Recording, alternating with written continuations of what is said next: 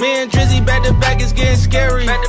If you fucking with my eyes, just don't come near me. Get out my way. Put some bins all on your head like Justin Terry. Whoa.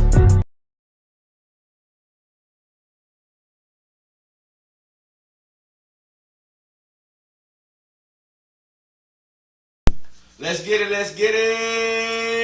And we are back with another episode of the Faison View Podcast, episode 272, man. 272, man. Make sure you tapping in with us at the Faison View Podcast, and we are Game Shift. Make sure you're following, make sure you're supporting, man. Hey, let's get into it today on the agenda, man. Make sure you like, share, and subscribe. Make sure you like, share, and subscribe. Thursday, 5 p.m. Eastern Time. Continue to tap in with us, man. Subscribers been going up, man. Thank you guys for all of the love, man.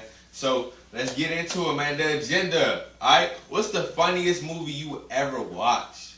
Like, ooh, that's a tough one. It's many. We're going to break that down, alright? Alright, next, after that, a man constantly annoyed and got into it with Mike Tyson and got in his personal space. Whew. Hey, look here.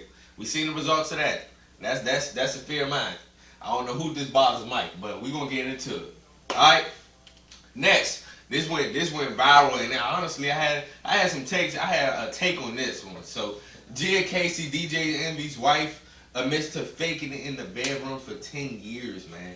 I want to break that down and what happened there. I need to know what happened there. All right, subscribers Q&A, man. Make sure you always tapping in with us. I love your questions, man. We got a good question today, man. Subscribers Q&A. Make sure you drop those questions. All right, so we're going to get into that as we get to that. And also, lastly, guys, the infamous would you rather. Would you rather have all traffic lights you approach to be green or never have to stand in a line again? I mean, any line. All right, so, man, let's get right into it, man. What's the funniest movie ever? What's the funniest movie you ever watched? I don't know if it's the funniest movie I've ever watched. But it's definitely up there. For me, my Chris Tucker is my favorite comedian.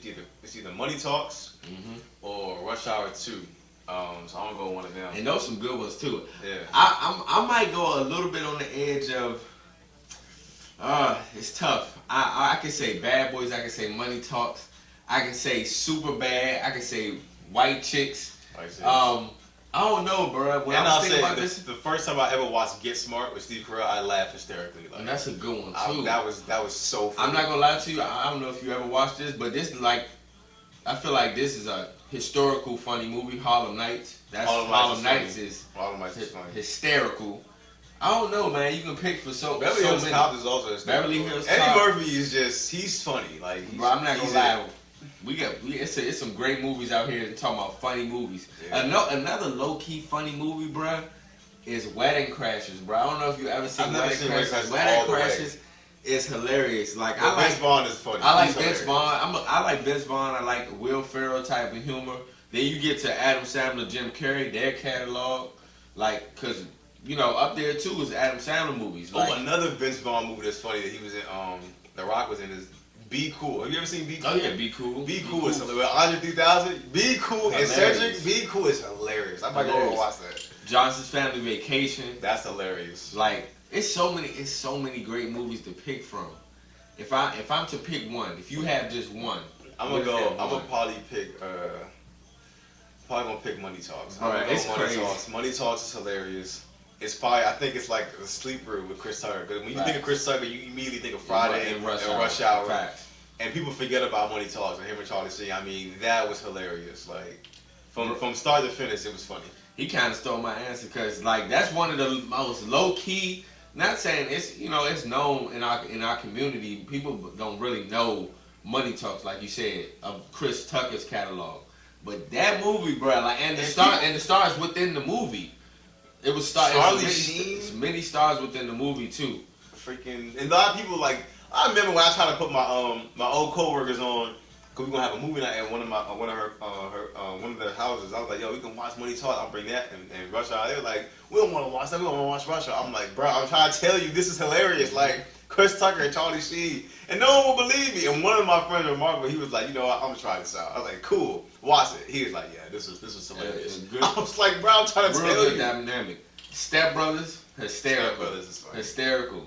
I don't know, bro. It's so grown ups. I remember being in the theater watching Grown Ups and just dying. And then that's a family movie too. But like giving credit, especially to comedians, credit to like those people, such as like Adam Sandler, because they have a whole franchise of hysterical funny movie and just a catalog of comedians and also people that he put on. Everybody that hits in his movies, he actually personally knows. He's in all these different type of movies, because we can go to so many movies with him in the beginning too, such as Happy Gilmore. Like you have Waterboy. What was the what's the other one when he First Date? Yup, 50 like I don't know. He got Big a wild Daddy range. might be my favorite Adam Sandler. Yo, might be. Big Daddy was funny. We was just talking about this. Me and Big Mo. Daddy. I didn't know that was Yeah. Sweet Life of Zack and Cody. Yeah, that I was didn't them. know that. That threw me off, bro. Yeah, that was For them. years That's I didn't know them. that. That's them. I just found out like They were also in Friends. Hey, I didn't find that out in the month Yeah, because I was looking at their catalog. They were Ben. They were Ross's son, Ben. I know exactly what you're talking about. Yeah. I was like, bro, I didn't know they've been in the game that long, bro. Yeah, they some legends for real. That's really legendary. They've been out here. They like Raven Simone in a sense. Yeah, bro. I don't know, man. Funniest movie that's hard for me, but we both probably got money talks on this one, man. You got a legendary classic, and I like also movies that everybody doesn't really know. You know what I'm saying? Even though it's a popular movie, but everybody not just going straight to that type of movie. It's a different type of humor. Because there's so many different types of humor. You got dry humor. You got different type of humors. So I don't dope. I was just trying to think. Yeah, Wedding Crashers, bro, like, it was my father's favorite movie, bro. I'm telling you, Vince Vaughn had me hollering, bro. Hollering. Because it's like a scene. This came out, it's crazy. It came out like 06, 05. It was a scene where they was playing football. He like, hot route. And what's his name? What's his the other name? Owen Wilson? Yes, Owen Wilson. He was good with names. So it's crazy. He was trying to put him in hot route. And then like Owen Wilson tried to flirt with the girl, you know, the daughter of the real dude. He's like a big public figure. And he like hot route. So he focused on him. He go straight for a down hall. The girl who's he's trying to get, his husband's playing football. He on steroids. So he go in a blitz and he throw it. Vince Vaughn get cracked. When I'm telling you, oh my God. Vince Vaughn's a legend. My mother loves Vince Vaughn. Oh my God. Be Cool. Fred Claus. I watch Fred Claus every year. He was funny. The roommates, the roommate situation. What was that called?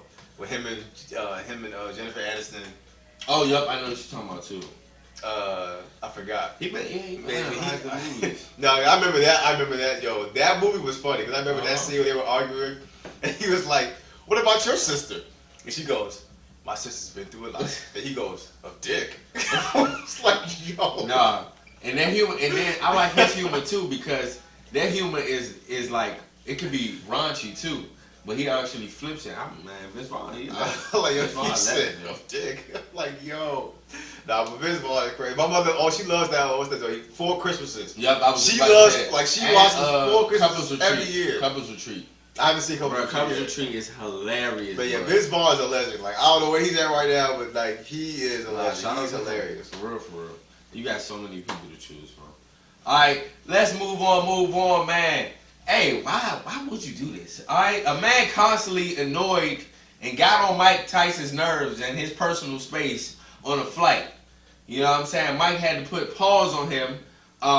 He caught that man. Who a couple provokes times. Mike Tyson? And this Mike and throws the water bottle at him. And also this Mike at that. This is Mike is in a whole different type of headspace. He's not, bothering anybody, focus on, because he lucky he didn't get the old Mike. Because I ain't trying to say, he might really have harmed him to where he would never be the same again, type of thing. Yeah. Because you could tell it was a video. I mean, not a video, we couldn't see clearly, but just how it looked like he was positioned. He didn't want to hurt this man for real. But it's like, bro, how many times do I have to tell you? That's why we talk about on here, like, public figures. You can't do but so much. You know what I'm saying? That's why, even though it's good to be in a public figure, and you know what I'm saying, you of this type of ilk, but also it can be, you know what I'm saying?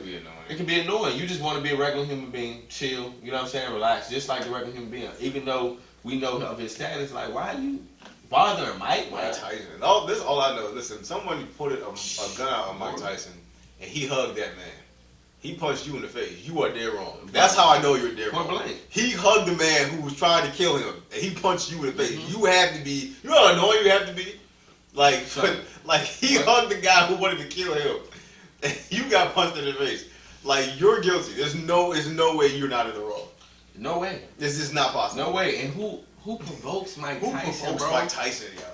Like you asking for a death wish at this point, and he's already proven he can still fight at his age. Like, don't think he's old and slow. He not. Correct. And what's sick about this is the remaining point that in this space you can get these lawsuits. You know what I'm saying? And it's kind of messed up because I think he'll be alright though. We're in the day. I think he will be alright too. He threw a water bottle. Yes, that's assault. If anything. And also, yes, that's assault. You did something that. To me first, point blank, period. Yeah. But I want to know if, you know what I'm saying, what is the personal space barrier? You know what I'm saying? Yeah. For you to react. Because they sit in first class, so their seats aren't even like together. Exactly, correct. You leaning over the seat. Like you have to go up to Mike to like really but get that close. He leaning over the seat because he was a passenger behind him. Leaning over the seat, laughing, talking in front. Hey man, look here. If anybody you don't want to, you know what I'm saying? If anybody you don't want.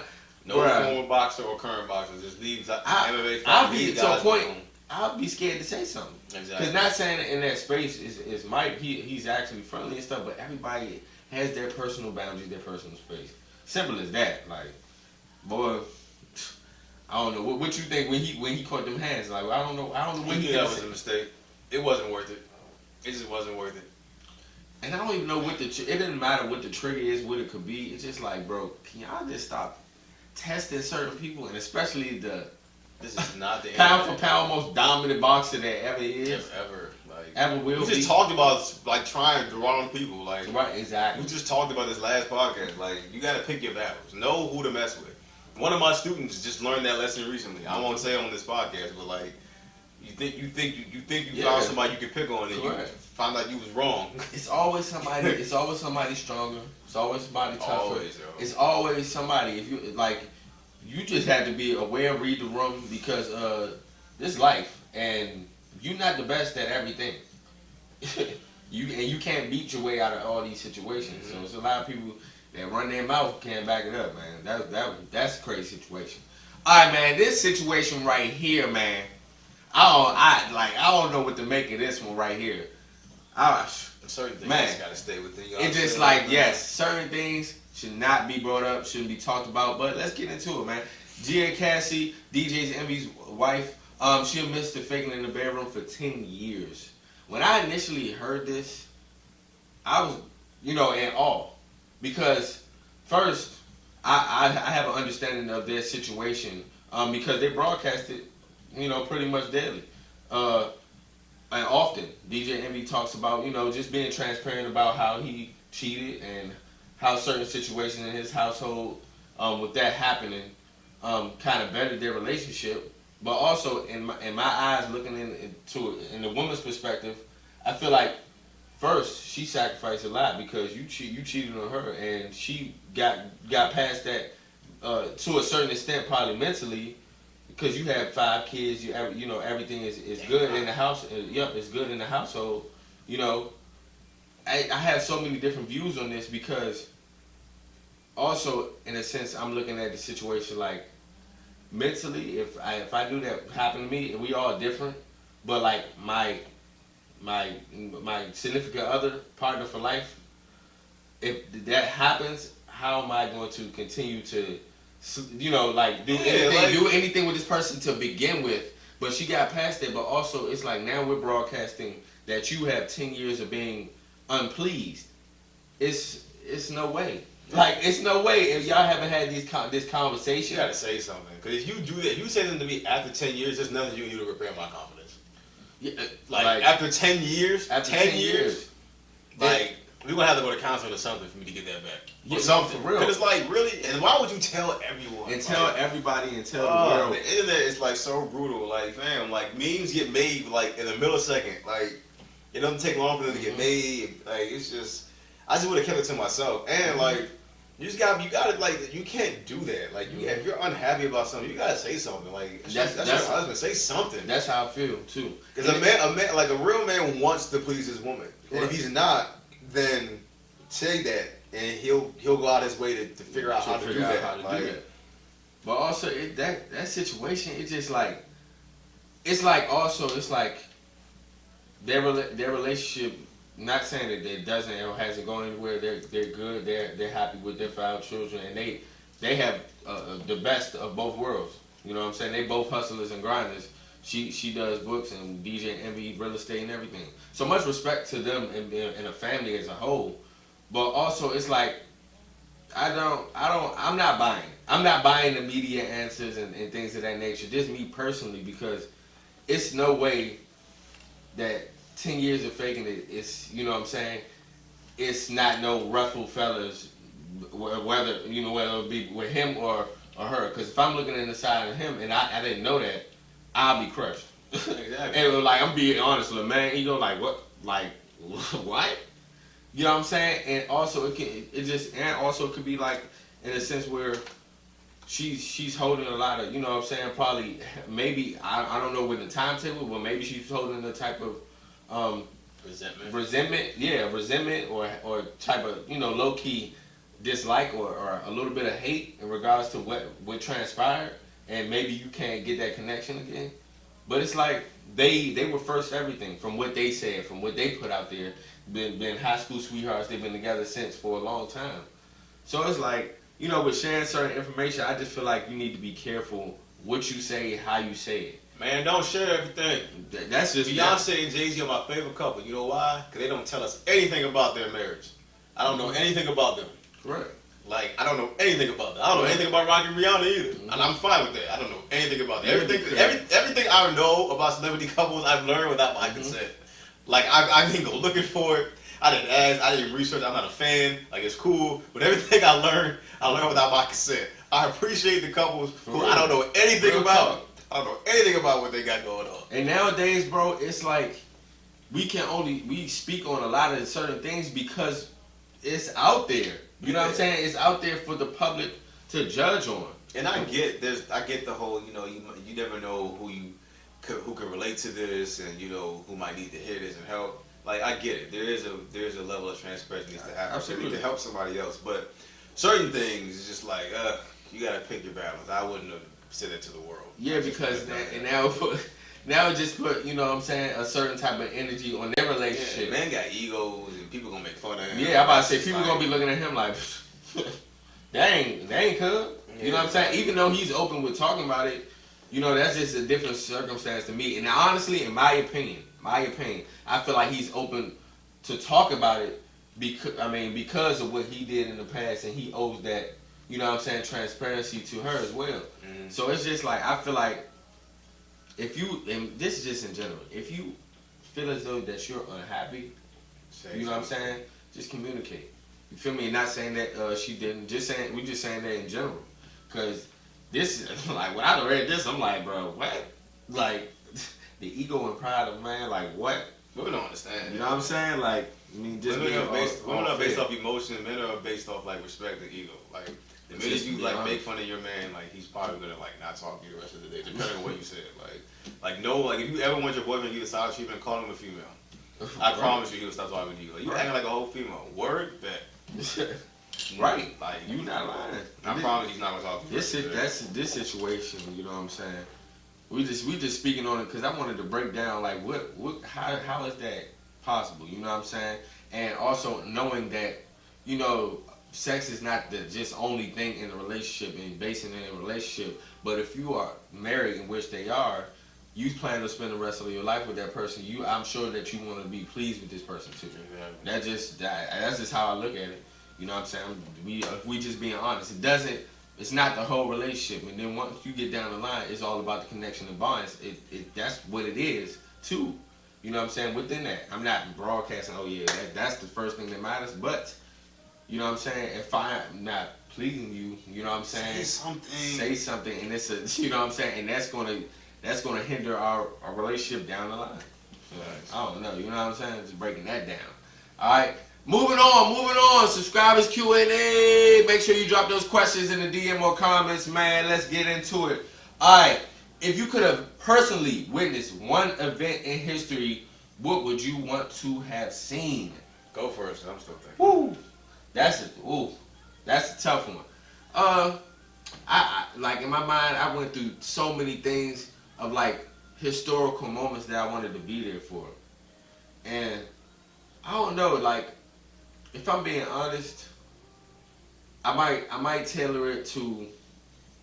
I'm looking at towards sports a little bit, but like just witnessed in general, it's hard because when you get to the realm of everything, you know what I'm saying. Then it gets the image gets blurred. But if I had to say one, only reason because I'm a really sports fanatic, I'm a sports head, so just witnessed in history, I would like to see either me. I would like to see Kobe or Michael in the finals. Just to see them up close. And it's not even just sports driven, just to see the passion behind our art. You know what I'm saying? I feel like that those type of moments, like that's why I love going to certain games and going to certain arenas and going to be in certain type of rooms, because that type of energy, bro, it's a motivation. So when I was thinking about that, I was just like, just witnessing history, I was just thinking about, okay, let me break it down, because there's so much things I can say. But let me break it down to sports, since I love sports, or entertainment. I would either say to see Michael Jordan play, Kobe play, or to go to a Michael Jackson concert. Okay. So if I say one moment in history in the realms of sports and entertainment. I'm going to go with that. I was thinking about that. I definitely would like to have seen Michael Jordan's 69-point game. 69 points, 18 rebounds is insane. Mm-hmm. I would like to see that. And the one thing I always, like every time I watch Fade to Black, I always say if I could time travel and go to one concert, it would have been this one. Mm-hmm. Like the Fade to Black show when Jay-Z was the first rapper to sell an arena by himself, the Madison Square Garden is like 20,000 people at your retirement. Like, just watching that show was amazing. The way, the production, all the people he brought up. I mean, the arena was shaking. I would have loved to have been at that show. Mm-hmm. I've seen Jay-Z live, but that, like, if you've never seen Fade to Black documentary, I think it's on Prime. But if you've never seen Fade to Black, I mean, that was an amazing show. I don't think we'll ever see anything like that again. Like, so I would have loved to have gone back and just been able to be like front row or somewhere in the arena to see that. Correct. So when you think about history, man, it's so much